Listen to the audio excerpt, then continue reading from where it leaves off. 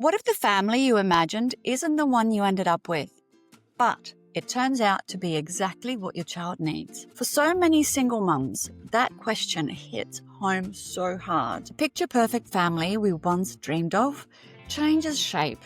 Yet, somehow, love still manages to fill every corner. Today's episode dives into that truth with Lara Owers, a single mum, a Vine member, and an author of Mummy, Me and Our Family, a children's book that celebrates all the beautiful, messy, and unconventional ways families are made. In this episode, you'll learn how to talk with your kids about family differences in a way that builds pride, not shame. Why stories like Lara's help children feel secure and loved, no matter their family structure. What helped Lara rebuild confidence and identity after separation. And, of course, one small nightly ritual to remind you both that love, not labels, defines your family. So, if you've ever wondered whether you're enough for your child, stay with us. This chat is full of heart, honesty, and hope. So, let's get started. Lara, welcome to the Beanstalk Mums Real Talk podcast. It's so great to have you here. Thank you. I'm excited to be here. Look, Lara, I wanted to set the scene a little bit and wanted to have a bit of a chat to you about before your book came to life, what did your day-to-day life look like as a single mum?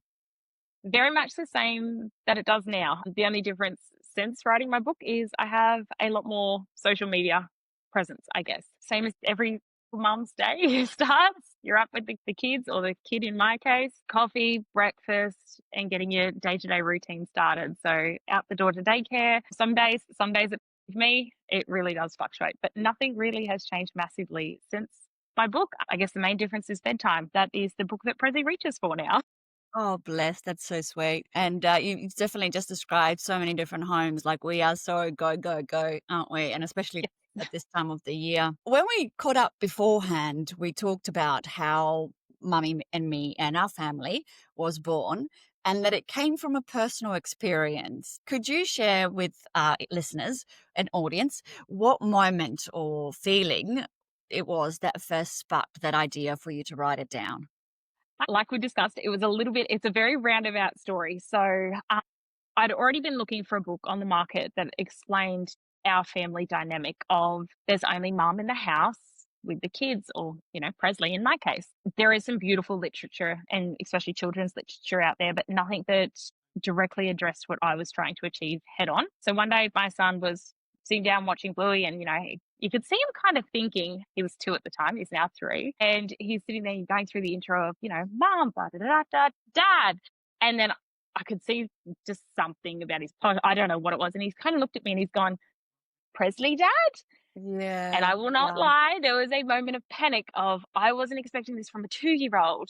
So I've kind of just gone, it's okay, baby. It's just mommy. Some families just have mums. Yeah.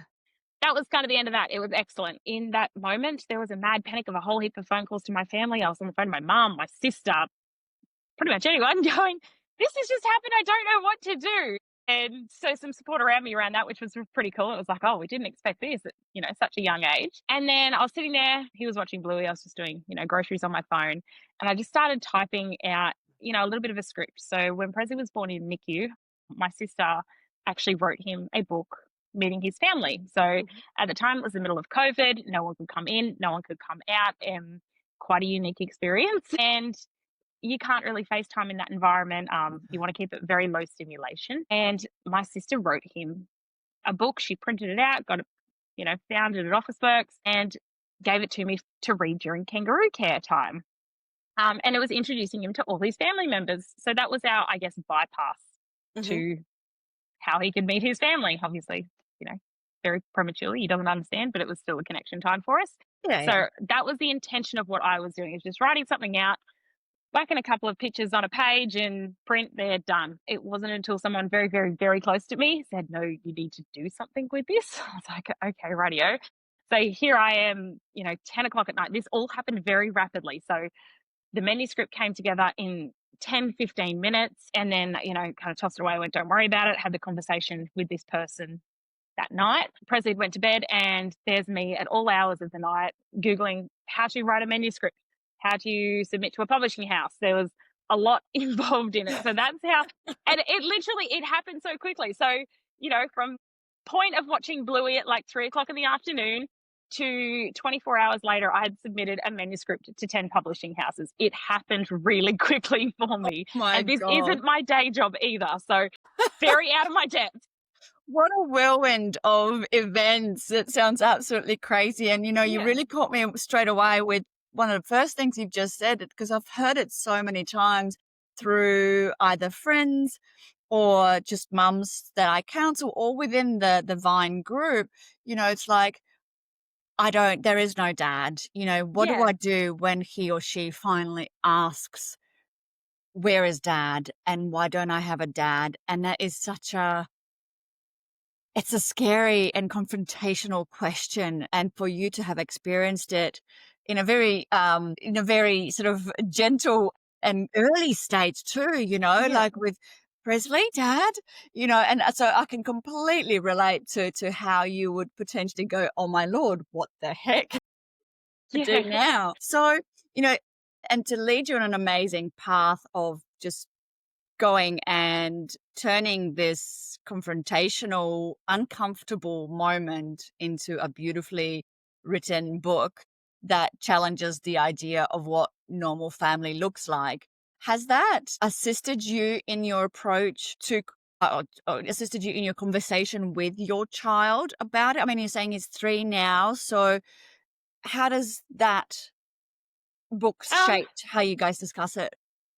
so I've been very fortunate that that is the one and only instance that I have had to date of that question or topic being kind of brought up. I've always taken the approach of I will give him the information in a age appropriate way when it's Yes. time and when he asks. He hasn't asked since then, and that point in time. So it's not something I've had to directly head on address. So right now, my book has been a tool of kind of who do we have in our family? Goat, who's his nan, and we have Poppy and Uncle Bruz and Auntie Sid and Aunt Bear. We have a bit of a saying at home: who needs a dad when you have an Aunt Bear? Aunt Bear steps up, well and truly. So I haven't had to directly have that conversation yet, but I feel this book and is my tool into how that have that conversation really gently with him. Nice. And I hope that it brings that window of opportunity to other mums out there once they can get their hand on your book. But we'll talk about that a bit later on. What I wanted to touch on a bit more is that struggle with guilt and fear that mums may think or feel that their kids are missing something. Obviously, for you to have written this book and to have been triggered by Presley, that would have been in your mindset as well. So what helped you move past that mindset? I don't think I've ever fully moved past that mindset, if we're totally honest. I overcompensate massively and go, Yeah. I am the only parent in his life. It's a lot of weight to carry, and there's a lot of could have things been different. Honestly, in my situation, probably not. It was the inevitable. But a really healing and anchoring part for me was knowing that I can give Presley on my own a better life than I could have with his father in the picture. Mhm. So there's been lots of therapy around this as well. This isn't something that I've just come to on my own. I've had a lot of, psychological support. I've had family support. So it's got me to a point where I've just gone, you know what? I know to back myself. If I can pull a kid through the NICU experience for 4 months, Yeah. I can damn well raise him on my own and know that I'm giving him a better life than the life he otherwise would have. That's brilliant. It's, we do tend to, as a society, I think, and people in general, not just mums, focus on that FOMO, on that fear of missing Yeah. out. And so what are they missing? And that negative, whereas it's shifting that into what they actually have. And Yeah. all right, overcompensate. Why not? If you're in a position to do so, do so. Like no one ever died from having a overdoting mother. No, no. So, that is amazing. That transformation of thought, just the restructuring or rephrasing has so much strength and power to just change how we function and how we present for our little ones. Yeah, definitely. And I think, it is not like this every day. Around Father's Day, sometimes there's a little bit of guilt that creeps in, but I go, no, hold on. His uncle can show up. So my brother can show up. His poppy can show up. My now partner can show up for him. There is so many people in his space that do love him and want to be present for him. So why not allow them that opportunity as well to fill in? Absolutely. And like you've just touched on then, it's a joy for them too. It's not Yeah. just a bonus for you to have these people in their life. They're probably, stoked to have the opportunity to show up for this little person and to Yeah. be someone special in their lives. Yeah, I think we often forget that, often forget that when we ask for help or when we reach out for someone to step in, we tend to, because we tend to work from this space of, my ego and my needs, and I'm imposing, etc., but we forget that often we are actually allowing the other person to step up and assist, and that feels fantastic. Yeah, it does. It does. It feels fantastic. It is great. But there's also other people in the community that can help you as well. So having transparent conversations with your managers. My work is very supportive of my situation. The help will come from really unexpected places as well. So noticing those opportunities when they come up is important too. Fantastic. And I think we might come back to that in a minute a little bit more. But just on the topic of writing of the book, obviously it's a very simply structured book. It's not a simple book, it's just very simply structured so you may read it to a child and the child will understand. Did you find, though, writing it, did it make you feel vulnerable, or did you have any emotions come up as you wrote it?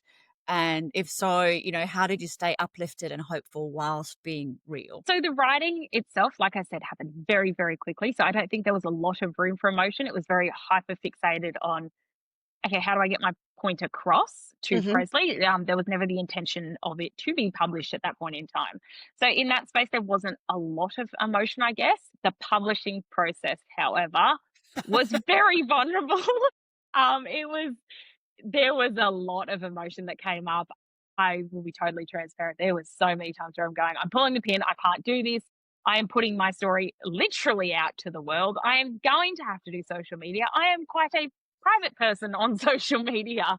So those things were really scary. And knowing that there's people that I may not want to see these things, but Mm. ultimately it was a healing process. I didn't realize that until I opened the books and saw them in real life. There was tears, there was a lot of panic, Oh, bless. but it was like, this has been healing for me. It's given me the confidence to go, this is my life and this is very normal for a lot of people and it is okay. And it's not something to be ashamed of. So it has empowered me. It was quite healing. It's still scary some days. Like I sit there and I definitely procrastinate doing the social media content and kind of go, okay, what trends could I hide behind and things like that. So I've felt all the emotions through this process. I really have. You're absolutely right. That social media aspect, especially if you're an introvert person, Yeah. and I completely relate to that myself. Putting yourself out there. And I mean, now we do the YouTube channel, podcast episodes, and it takes a lot to pep yourself up to Yeah. present. And there's obviously, we do it in Beanstalk and through Single Mama Way, because I see the benefits that it brings to the single mums. So Yeah. I'm presuming, and correct me if I'm wrong, that you must have thought that there was something important for the kids to see, the families like there's on the page. Is that what keeps motivating you? And if yes, why do you think it's so important for kids to see It themselves is. represented? It is definitely important to see children's lives reflected in children's literature.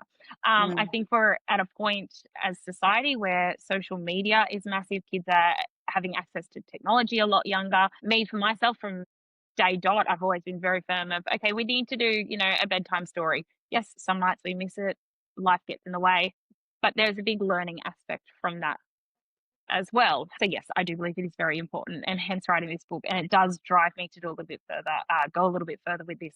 I've recently signed for my second book this week, so that's really exciting. What? Yeah, Oh my I know. God. It's the Oh, first. that's a whole other story.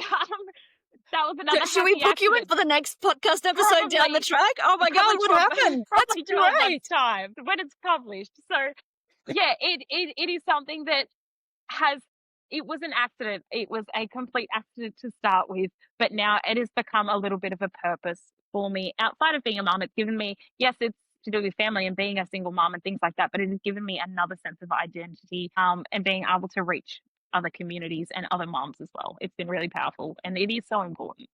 Wow, that is so brilliant. I'm so glad and happy for you. First of all, to you're doing something important as an assisting other mums, but then you also found this identity for yourself, which we struggle. And I'll say we, Yeah. and I'll generalize, and I don't care because I've spoken to so many single mums that are in this boat that I think I can say this and not get into trouble. Like it's like we become mums, then we become wives. Well, we become wives or partners, then we become mums, then we become ex-partners and single mums, and we're potentially counselors or writers or whoever. Like we've got these labels, but at the end of the day, who are we? And to find that little purpose, little drive, little something that lights you up is so amazing. And so I'm so glad that you've done that.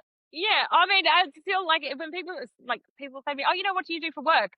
The first thing that comes to my head is not I am an author. It is I am XYZ in this industry. So Yeah. having that is kind of really weird. I haven't connected that yet and gone, no, hold on. I'm an author. Like I'm legitimately an author. It's really weird, but it is really cool as well. That's amazing. That's fantastic. And, I was just thinking in regards to, oh my God, I've had a thought and it went right through my head and ran away. I know. Just the fact that it's come together, like it's come together so seamlessly, and like it's all, like you said, it happened like an accident, but it's fallen in one step after the other after the Yeah. other, and it's like it was meant to be. Like I think that's such a way of the universe aligning the path, like you're on the right path Yeah. when things like that happen. Is that how it's Very, feeling for you? very much. And that's, I guess, what you'll see in the second book as well. That was another happy accident and a moment of panic. So clearly, I work best under pressure. So that was really unique. So yes, it's I've fallen into something that I didn't realize that I ever enjoyed. I've never in my wildest dreams sat there and thought, you know what, it'd be great to write a book. There was never an intent. There was never a desire. That thought never crossed my mind until it happened. So I'm kind of letting it run its course, see where it takes me. If everything falls over, that's great. I gave it a go. But if it takes off, that's even better. So it is pretty cool. That's such an amazing attitude to have too. I love it. Yeah. And on your journey of these accidents, have you heard from any other mums or kids who've connected with your story? Indirectly. So I've had someone reach out from the daycare community going, I've ordered your book. I've had family friends go, I've ordered it. And I'm like, this is really weird. Like, it's really weird to hear that somebody's purchasing this, even though that's obviously the intention of publishing a book. But I recently had an encounter. I purchased a dining table, actually, of Marketplace Buy, Swap and Sell. I rocked up to this lady's house, picked it up, and she just looked, I don't know how to explain it. You just got a vibe that something was wrong. And I just said to her, are you okay? And next thing you know, this total strangers burst out to tears. I panic in those situations at the best of times. I'm going, are you Yeah, okay? And she's like, no, I've got 3 kids. My partner's just left. I'm going through a separation. And everything's just come out. She's like, I'm just so tired. She said, I don't know what to do. He can go live his life, but I'm at home with the kids and he doesn't want anything to do with the kids. So she's just unloaded. And I've just gone, it gave me this moment. And yes, well, I did make sure she was okay and everything like that. I'm like, need anything? Here's my phone number. It gave, in that moment, I hop back in the car and then I'm in tears in the car. My partner's driving going, this is a lot, 2 crying women. And I've just gone, this is why I've done it for these people. It gave me that moment of, no, this is why I've done it, to Beautiful.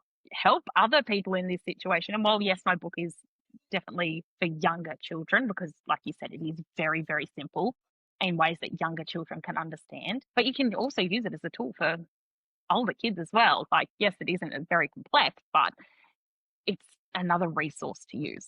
Absolutely, because, like, as you mentioned, and this lady painted a perfect story. This is where we all find ourselves at the beginning of that journey, and Yeah. you are so toolless. Yeah. Not There's a no word, there's but no, you have no idea what to do. You've suddenly found yourself in this predicament that you didn't, you might have seen it coming. You might have known it might have been your own choice, but it's still not somewhere where we dream to be when we start relationships, when we set down yeah. that path. And when we find ourselves in that pointy end, it's like, oh my Lord, who do I turn to? What do I do? It's all too much. And you have this Yeah. emotional. So to have that connection, that extra tool is extremely helpful, whatever those Yeah. tools may be. Yeah. And, I hope you also slipped in one of our business cards. I actually no, look, I did message her the next day because I was so worried about this woman. I couldn't stop thinking about her. I'm like, what am I going to do? I can't do nothing. So I sent her a message just going, "Hey, do you ever need to talk? Happy to have a coffee at the park while the kids run feral, like, no pressure." And yeah, I said, "Okay, well, look, not to spruik what I do, but I may have I've written a book. I don't know that it'll help, but I've written a book. This might be a useful tool to you." Because in turn, that's opened a lot of doors for me. So to be able to give back as well is important. Um, Absolutely. but yeah, I did. I'm like, okay, there is this resource. This is a really good resource. So I did actually, because I was so worried about this lady. I'm like, what do I do? Like, she's a total stranger, but I need to make sure she's okay as well. So ended up leaving a small hamper on her doorstep and messaged her and ran. Les, that's so sweet of you. And you know what? Like, I love what you've just said there.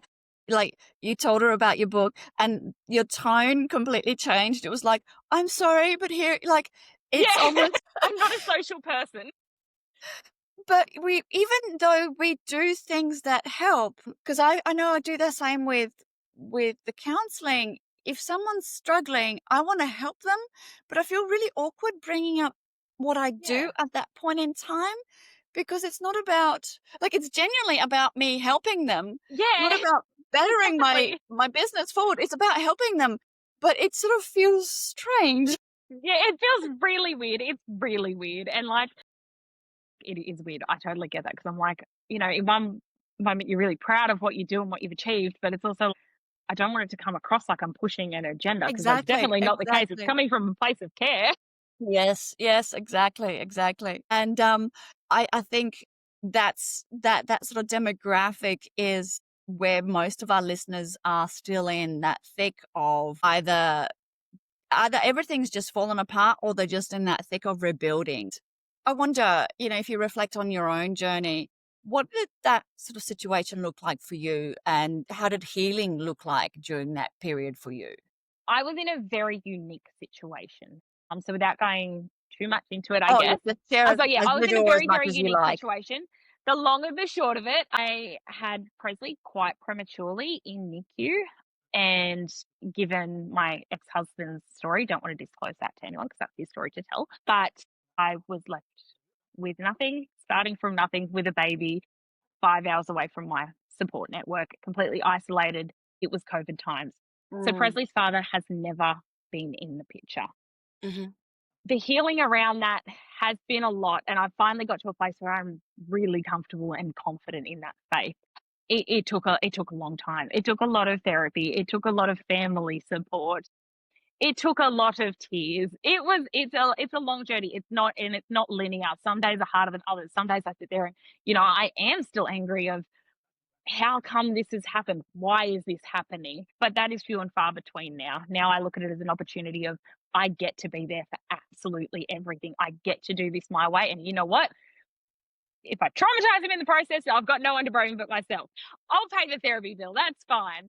But it's given me confidence within myself. I'm a whole different person. I am happier. I am healthier. I had a lot of fertility issues. Having Presley was not an easy journey for me whatsoever. So he's very much my little miracle baby. And I don't take that lightly. So he was a massive part of my healing as well. And we've gone through it together because Nice. it's only ever just been the two of us. I've picked up along the way of our chat that reframing is very much a tool that you use. Are there any other routines or mantras that help you stay grounded when things kind of get uncertain? I'm a bit of a power through the situation. Let's just deal with it and Yes, I'll sit there and have tears and meltdowns along the way. I am human at the end of the day. Something I get told very regularly from my partner is parenting is a process, and I will roll my eyes every time he says that. However, it is so, so true. Is parenting is a process, and I try keep that in the back of my mind. You know, kids are always growing, they're forever changing, their needs are always different day to day, Mm, especially in my circumstance. So reframing has definitely been massive. So parenting is a process, and we can sleep it off. At the end of the day, we can sleep this off. We can have a nap. Hopefully, it solves everything. 9 times out of 10, it doesn't. He wakes up in a mood and it's the end of the world. But yeah, we do just try keep it positive. We look at our diet first and foremost. We, drink the water. We do the right things. We try get exercise, and having that as a core foundation and then building up from there. love it. I love it that you take it back to that, nurturing the body, Yeah. a whole holistic, not just reframing and addressing things and being in an open mind of things being in a flux, Yeah. but also taking it, grounding it into your body and then looking after that, this vessel that we have. It's amazing. It's great. It is a great holistic approach. So I love it. I love it. I hope Yeah. some of our listeners take advantage or take note or, like take a leaf from your book. I think that's the way. Oh, don't get me wrong, we'll get Macca's on the way home. Like, it's not the end of the world. Yeah. It's more just like my family joke about it all the time. When I cook with wholemeal and the whole foods and things like that. And they're like, what 3-year-old is going to eat wholemeal bread? And he does, because that's all he's ever known. So, but whether that's right or wrong, it works for my family. So that's what we do. Oh, yeah, balance, Yeah. whole meal and whole, you've got proper food at home and then occasionally shit will hit the fan Yeah. and life is it's going to be. That's normal. I That's think that life. That's how it works. one offsets the other. It's absolutely fine. I think Yeah. life should be about moderation and everything should be in moderation. There's no bad or good. It's just Yeah. moderating everything. So totally, totally love that. I love also how you've turned something deeply personal into something that helps others. Yeah. And I wonder, on that journey, have you learned about resilience and self-belief at all? Or have you always had those within you? I definitely haven't always. I've always, for a very long time, second guessed, am I doing the right thing? Whether that be work or personal. I have learnt very quickly, both, given Presley's medical history, my gut 9 times out of 10 is right. So I need to follow that. I still get it wrong some days. But yes, I have grown within myself. I have a lot more confidence. I feel like I can breathe easier, if that makes sense. It's a bit weird. It's taken a long time to get to that point. But I just feel like, you know what?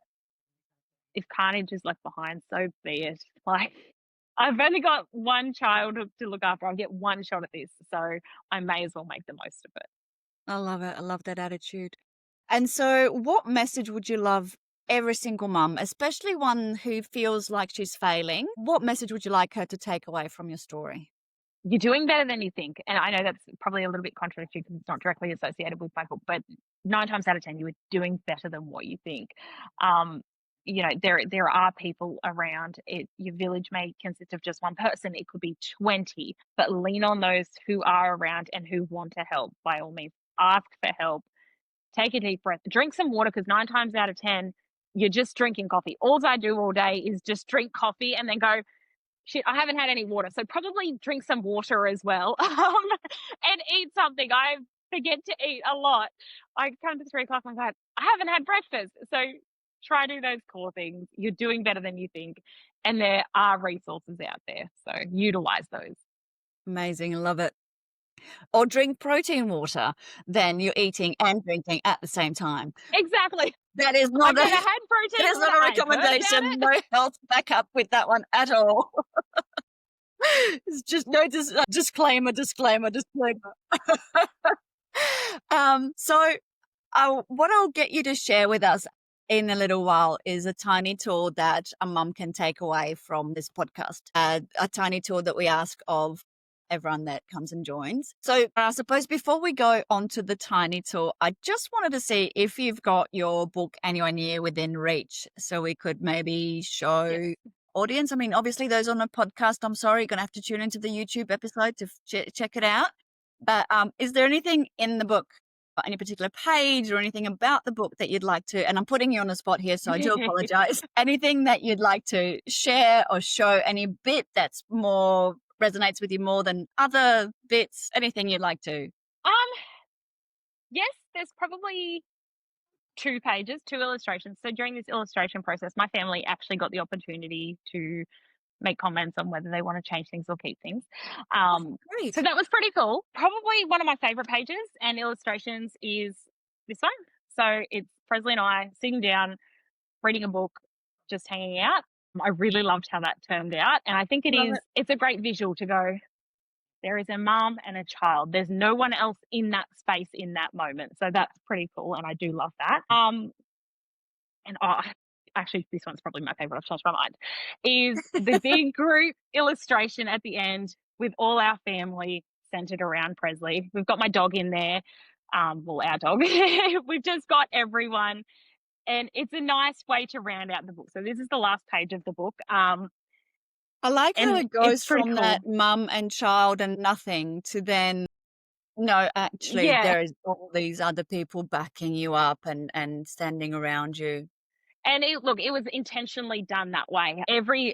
This is where I was most fortunate with this book is I had complete control over the illustrations. I did not do the illustrations, but I had complete control over the way they looked. And I can promise you the publishers will vouch for me that I was painful during that process of, no, can we check this? I think we had 3 or 4 different renditions of Presley's hair in this because I'm just like, no, that doesn't look right. I want it this way. And then obviously he's growing and changing over the 6 months it took to do the illustrations. So it was pretty cool. And I am so proud of it. I do really, really love it. So yeah. Oh, I love it. I love it. I love it. Love it too. What we'll do is we'll put a link to the bookstore where it's available so that anyone watching, listening can actually get their hands on it. I know that if you're a member in the Vine, we're recording this earlier than it's going to be launched. So currently you have an opportunity to get a book. So by the time this rolls out, there would have been 2 winners of Lara's book out there. And and we'll also put a link towards any pages, any social links that you would like to share so that mums can actually find you easier. Those that are struggling, they don't have to be struggling for much longer. If there is a mum listening on a school run or feeling like she's barely holding it together or, just sitting there really lost, what words of hope would you like to offer her? Take a deep breath and you are doing better than what you think.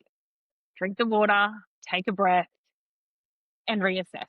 The big part of that is sit down with your kids tonight, whether it's at the dinner table or, a bedtime story. Bedtime story is always good because it's a nice, peaceful environment. No one's running around trying to get dinner ready. Ask them, what does your family look like? Because I think you'd be really surprised. Don't prompt them. Don't encourage a response. Keep it really simple and use that response to anchor yourself and go, okay, this is either an opportunity for improvement or a way to notice what they are seeing and pivot from there. So it's really encouraging. It's something that I do quite regularly with Presley. Actually, I sit there and go, who's Presley's family? And, he'll tell you, well, it's Mommy and it's Dee Dee, our dog, and it's Godie and it's Poppy, and he'll run through the list so he knows who his family is because they are the people that show up. I love it. And I picked up there what you've just mentioned, that if there are discrepancies or if there are things that are not quite working, don't bash yourself up for them. Absolutely not, because I am not perfect. I am not the perfect mum. I won't sit here and pretend I am. But we're all doing the best that we can. We are doing better than what we think. It's probably just our thought process and needing to reframe that a little bit. But yeah, don't beat yourself up over it because no one is perfect. No one is the perfect mum. And if they are, well, good on them. But that's not me. I'd like to meet them. I really would like to meet them behind closed doors, and see whether they really are, because I think you've just hit the nail on the head. Yeah. Everyone's perfect in the imperfections. Yeah. Love it. Love it. Is there anything else you'd like to share with the audience before we finish?